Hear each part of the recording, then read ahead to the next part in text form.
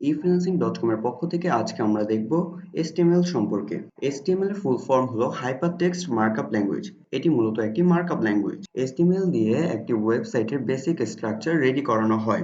আমরা যখন একটি ওয়েবসাইট বানাতে যাব আমাদের সর্বপ্রথম যে ব্যাপারটা জানতে হবে সেটি হলো HTML এবং এটি দিয়ে আমাদের শুরু করতে হবে। ডেস্কটপে একটি ফোল্ডার ক্রিয়েট করে নিই। ফোল্ডারের নাম দিলাম আমরা উদাহরণস্বরূপ HTML। HTML এর ফোল্ডারের ভিতরে আমরা একটি এখন ফাইল ক্রিয়েট করব। টেক্সট ডকুমেন্ট ফাইলের একটি আমরা নাম দিব, উদাহরণস্বরূপ আমরা এখানে নাম দিলাম ইন্ডেক্স। খেয়াল রাখতে হবে আমাদের নামের শুরুতে কোনো নাম্বার দেওয়া যাবে না।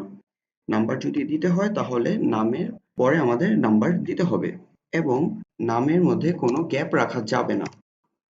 যদি আমাদের কোনো গ্যাপ রাখতে হয় নামের মধ্যে তাহলে আমরা সেটিকে আন্ডারস্কোর দিয়ে দিব। তো এটিই ছিল কিছু রুলস নেমের ক্ষেত্রে। এখন আমাদের ইন্ডেক্স ডট এটা আমাদের HTML করতে হবে। HTML এটি হলো ফাইলের একটি এক্সটেনশন। এখন ইন্ডেক্স ডট HTML নামে আমরা এটি ইএস দিয়ে দেব। এই ফোল্ডারটি আমরা এখন ভিজুয়াল স্টুডিও কোডের মাধ্যমে ওপেন করে নিব। ফোল্ডারের যে কোনো জায়গায় আমরা রাইট সাইড বাটনে ক্লিক করে ওপেন উইথ কোডে ক্লিক করব। এটি আমাদের এখন ভিজুয়াল স্টুডিও কোডে ওপেন করে দিবে। ইন্ডেক্স ডট HTML ফাইলটি এখন আমরা ওপেন করে নিব। একটি নাম আমরা এখন আমাদের ওয়েবসাইটে আমরা প্রিন্ট করে দেখব। এখানে যদি আমরা HTML ফাইলের ভিতরে যদি আমরা লিখি efreelancing.com এবং ফাইলটি আমরা যেহেতু ফাইলটি আমাদের এখানে অটো সেভ অপশন অন করা আছে তাহলে আমাদের বারবার সেভ করা লাগবে না।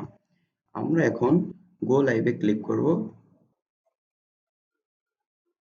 এখানে দেখেন আমাদের efreelancing.com লেখাটি আমাদের ওয়েবসাইটে প্রিন্ট হয়ে গেছে। হেডলাইন আকারে লেখাটি আমরা দেখাতে চাই তাহলে আমাদের HTML এ কিছু ট্যাগ দেওয়া থাকে। এমনই একটা ট্যাগ হচ্ছে হেডলাইনের জন্য h1 ট্যাগ। আর ট্যাগটি লিখতে হবে লেস দেন এবং গ্রেটার দেন এর ভিতরে আমরা h1 লিখব এবং এটিকে আবার শুরু করলাম। এখন ট্যাগটি শেষ করতে হলে স্ল্যাশ দিয়ে দেন h1 লিখে দিলে আমাদের একটি h1 ট্যাগ হয়ে গেল। এখন আমরা h1 ট্যাগের ভিতরে আমরা যদি লিখি efreelancing.com। এখন আমরা ব্রাউজারটি ওপেন করে দেখি। সিস্টেম রিলোড দিই। efreelancing.com লেখাটি এখন বড় হয়ে গেছে প্লাস বোল্ড হয়ে গেছে। এখন আমরা দেখব HTML এর কিছু রুলস আছে। সর্বপ্রথম HTML ফাইল যখন আমাদের ক্রিয়েট হয়ে যাবে তারপর আমরা প্রথম লাইনে লিখতে হবে লেস দেন এক্সক্লেমেটরি সাইন দিয়ে আমাদের লিখতে হবে ডট টাইপ HTML। এটার মানে হলো ওয়েবসাইটকে বোঝানো যে এই ফাইলটি ডকুমেন্ট টাইপ হলো HTML।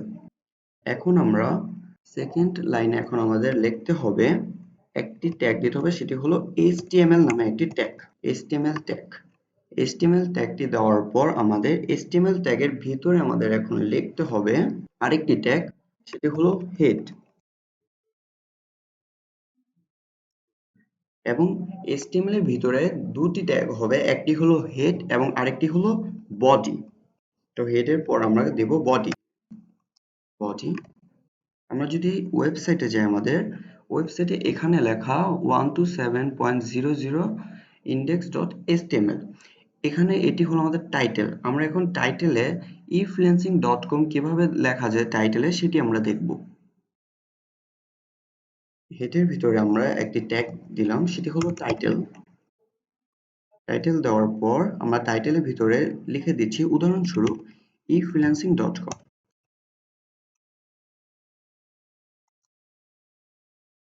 এখন আমরা ব্রাউজারে গিয়ে দেখি, পেজটি আমরা একবার রিলোড দিই, তাহলে দেখা যাচ্ছে এখানে efreelancing.com টাইটেল হয়ে গেছে, আমাদের টাইটেল চেঞ্জ।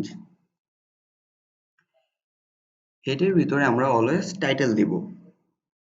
এখন আমরা বডির ভিতরে ওয়েবসাইটে যত কন্টেন্ট আছে সেগুলো আমরা বডির ভিতরে লিখব। যেমন উদাহরণস্বরূপ আমরা এখানে একটি h1 ট্যাগ দিতে পারি। ট্যাগ শুরু করব h1। h1 আমরা লিখলাম লার্ন টু আর্ন। এখন আমরা যদি ব্রাউজারে গিয়ে দেখি তাহলে আমাদের h1 ট্যাগ এসে পড়ছে লার্ন টু আর্ন। তো এই ছিল আমাদের HTML এর বেসিক সম্পর্কে। ধন্যবাদ।